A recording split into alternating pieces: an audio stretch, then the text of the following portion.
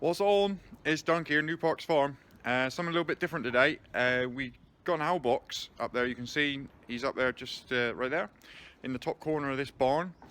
We've had one up there for about 30 years, and we've had owls successfully rear young most years, I think, since then. This is the second box we've had. The one we had originally had entrance in the bottom, and now we've got this one. He's got entrance in the top, and he's put there by the Barn Owl Trust. They sort of contacted us and said, "Do you want one? Have you got a suitable place?" And we said, "I think so." And we've definitely got good habitat. So around the Combat Games area site, there's a lot of tusky grass and loads of little mice and voles and everything that the barn owls like.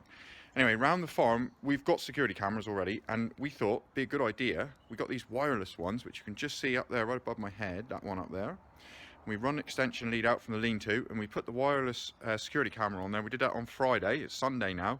Got some footage, and we've had a look at it, and quite pleased with it. So I'm going to make a little compilation, put it together later on, and upload it. And this is it, I guess. So follow this. So I think it's quite interesting. See what you think.